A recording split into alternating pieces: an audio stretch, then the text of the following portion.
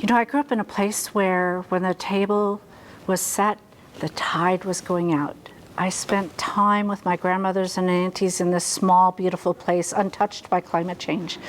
We didn't even know what climate change was. I don't think we even had a word for climate change. I grew up where the waters were pristine, the habitat was set, where the air was clean. None of my elders had dementia, and they didn't know what asthma was. It was a place when I started growing up and coming to the United States, and we in Alaska call it the lower 48. I started learning about pollution. I started learning that there are places in the world with no salmon berries, no cedar, no clams, no resources that I grew up with in my backyard. Resources that made my Flicket name Hikchasi, which is a time of change in the springtime where the baby frogs come. I didn't realize there was places in the lands that I walk on where Native American people who looked like me and sounded like me had lost everything that they knew. They lost their resources, their names, their songs, their culture. Their hair was cut, their language was stripped. They lived in a time when you were ashamed of what you looked like and you hid behind that. And when I worked for the Washington tribes here, I learned very much how their hearts were broken, how their foods were polluted, how their bodies were polluted, similar to what Mother Earth was going through now. Their bloodlines were as polluted today as Mother Earth is today because of the pollution that they were feeding into their bodies. It helped me identify, after 30 to 45 years of serving just people looking to live a better life for generations to come, that I couldn't stand to the side no longer and argue to the decision makers who were going to impact lifeways for generations to come. I realized I needed to be that decision maker and be there and bring generations of children's lives behind me to say, if I make this decision to change a lifeway now in the policies I'm creating, will that make enough change for the generations behind me to say, thank you. Thank you, Auntie. Thank you, Grandmother. Thank you, Great-Grandmother. Thank you, Great-Grandmother. So the bloodlines that I'm creating will have a bloodline to call home for generations to come. That's what made me run for office. You know, my daughter's now 19 and she was raised coming to work with me, coming to my meetings with me, and my meetings are surrounded by tribal leaders and elders who are building policy to fight for that would protect generations from now. My daughter at a very young age understood who she was and where she came from.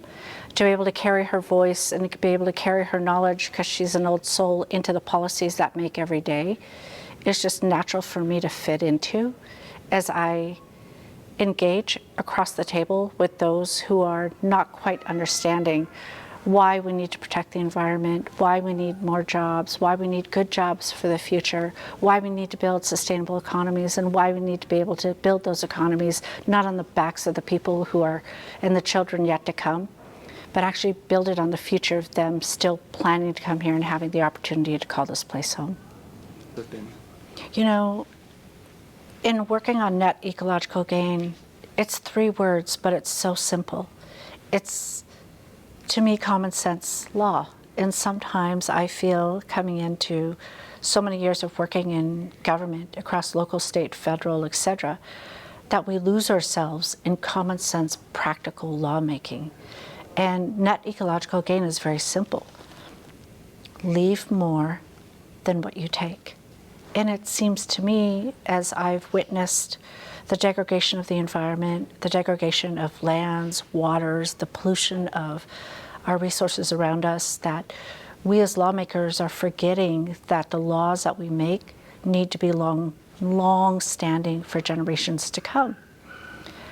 If I'm going to be incorporating and building any infrastructure across this state, imagine what we could do if we left more habitat than what we left behind.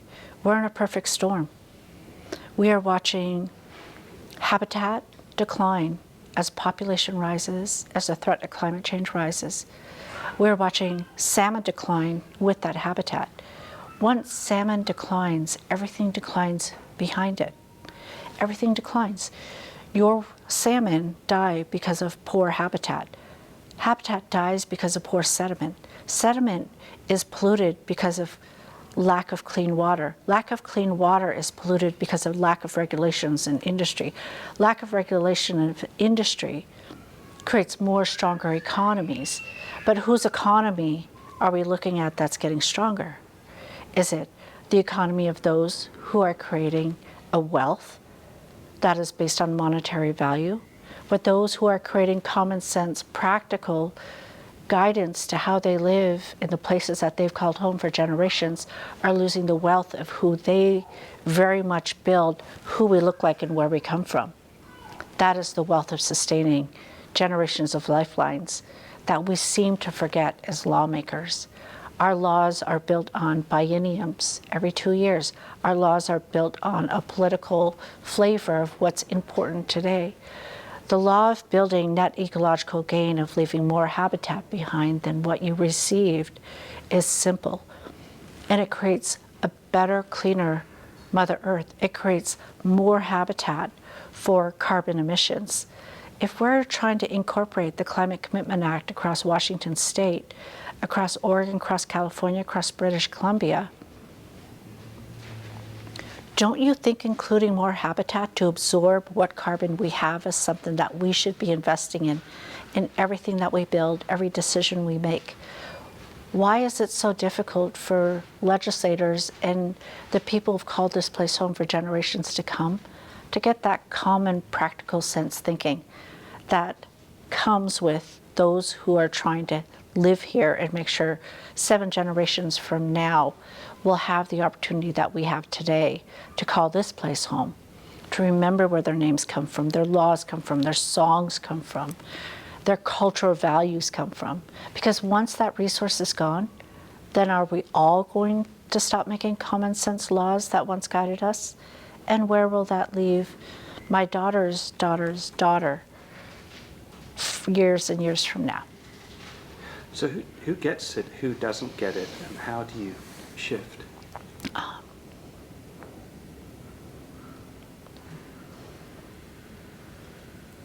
In my sense, in my way of growing up, in my way of my cultural laws of who I am and where I come from, I get that because I'm a mother, right? I get that because we as women are generation makers. We're the teachers. We're the carriers, and we're the only ones who can bring that next life.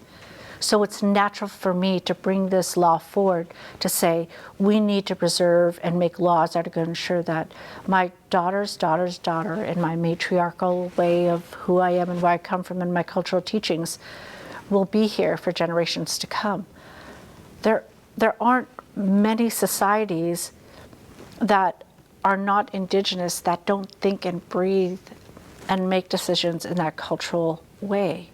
It is those who are not the women, those who are not the children makers, those who are not the ones who teach, who have made laws way before I was even here. I'm an anomaly, right? These tables that were built politically weren't built for people who look like me and sound like me, who make decisions like me. The laws that were built before we came that set the ball rolling, that says these are the policies that are going to govern you, were made by one gender, one color. They were made by people who did not have women at the table, who did not have culture at the table, who did not have decisions of 7th generation at the table. They didn't have the resources at the table. They didn't have their environment at the table. They had only them. And their decisions were based on, and in a way that took too much, too fast, with greed. But their greed is based on a wealth that isn't what my wealth is. My wealth is generations to come. My wealth is making sure my bloodlines run through. My wealth is cool and clean water. My wealth is habitat. My wealth isn't built on the backs of someone else, in the backs of their generation. You watch resources, right? Your natural resources, your animals gather. There's funerals, there's packs, there's all natural resource animals. They gather. They're stronger together. You're Native American, you're Indigenous people. We're stronger together. There's only one society here that was the primary decision maker that set this ball rolling, whose primary role was to split us apart. They split animals apart. They split waterways apart. They split watersheds apart. They split people of color apart. The table that I'm sitting at now has women at it. Women were the first to come up to this table. We brought people of color to the table. We brought natural resources to the table. We brought environments to the table. If we're going to continue to make these decisions, then we need more people who look like me and sound like me. Not to say you did something wrong. Don't get me, I'm not angry. Anger gets us nowhere. But be reasonable. Sit down next to them. I have something to share. But the people who are at the table before me have to move over and leave room for us. Because we cannot continue to make the decisions we're making today of destroying everything that we know in order to determine only one value of wealth is going to survive. Because my value of wealth is just as important. Can I ask you about your thoughts on the future? I think one of the most difficult conversations I've had to have is with my daughter, Emma. She's a beautiful young lady at 19. I talked a little bit of how she grew up as a baby from the lap. I grew up without aunties and uncles, right? I grew up down here in the lower 48. Remember, this Alaska girl was running free through the woods where the moss was up to my knees. I ran with my family and my cousins with the grizzly bears through Southeast Alaska.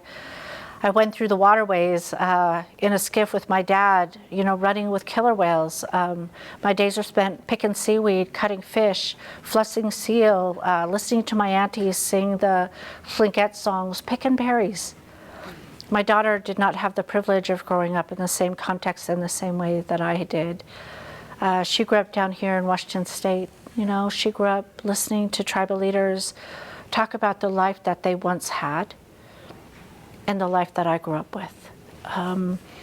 She looked at me and she was young and she's like, Mom, at a young age in grade school, she knew what a biome was. She knew what a watershed was. She knew what wild salmon was. 7, 8, 9, 10 years old, a child understanding what cool and clean water, understanding what the Salish Sea was, understanding that there were people that grew up without salmon, without shellfish, without their quality of life. She grew up hearing testimony from tribal leaders, how their hair was cut, their language was taken. They were stripped of who they were. They were polluted with diseases. She heard this at young ages from people who were much older than her. She's an old soul. She's like, Mom, grade school, I want to grow up and I want to know scientifically what's wrong with the water and the habitat. Young grade school girl. She gets older, teenage years, she's like, Mom, I don't want to learn just what the problem is. I want to fix it. I want to be the person who heals that whole ecosystem, right? In the Salish Sea, from the mountain cap, from the mountains, the white caps of the mountains to the white caps of the Salish Sea. I want to heal that whole thing, the engineering, the whole ecosystem. As she grew older, came into college, she's like, Mom, not only do I want to know the science behind it, not only do I want to know how to fix it, but those who are harming it, I want to be the attorney who sets it right. A few years later, my daughter sits with me and she has the conversation as she's in college. And as a matriarch, it's my job to carry the bloodline of my daughter's daughter's daughter. My daughter is the last bloodline from me that carries my grandmother's grandmother's grandmother's name, Duquay. She looks at me and she's like, Mom, why am I doing what I'm doing? Why are we even living here? Why are we fighting for water? Don't you get tired? Why are you fighting for the habitat? At some point, Mom, isn't it so hard to be Native American and try to tell people that you matter? Not be ashamed of what you look like. Doesn't it get tiring, Mom? Because I don't even know why I want to have children. Because what are they going to have? For a mother, it's hard to hear that from a daughter whose bloodlines run through her veins. She's the one responsible to carry who we are and where we come from forever. And when she doesn't want to carry that and she can't understand why, because she has watched the degradation of the water, the degradation of the habit, the degradation where people in society just don't care whether or not we survive, and the fact that Native Americans are at the very top of the list. Because once Native Americans are gone, who's next, right? We'll lose cool and clean water, we'll lose the habitat, we'll lose the forage fish, you'll lose the salmon, you'll lose the killer whales, you'll lose the habitat along the shorelines, you'll lose the people who rely upon that. And then who's next? It's you. You who watch this, you're next. You know, as a Native American woman, I sit on the middle of the floor of the People's House in Washington State. There isn't anyone else who looks like me and makes decisions like me, right? So I sit and I look to my left and I have my Republicans. I look to the right, I have my Democrats. I pause and I look at the matters before us. And really, the future lies within the decisions that we can do together. I have to have hope. We as Native American people, we have hope in the futures of where we need to be, because our own history in the United States is full of that destruction of who we are, where we come from, right? We were supposed to be assimilated by now. But through the generation makers, through the commitment, through the retention of our cultural values, we still lean back when we make decisions to hold the children yet to come, and we lean in to hold the hand of those who carried us this far.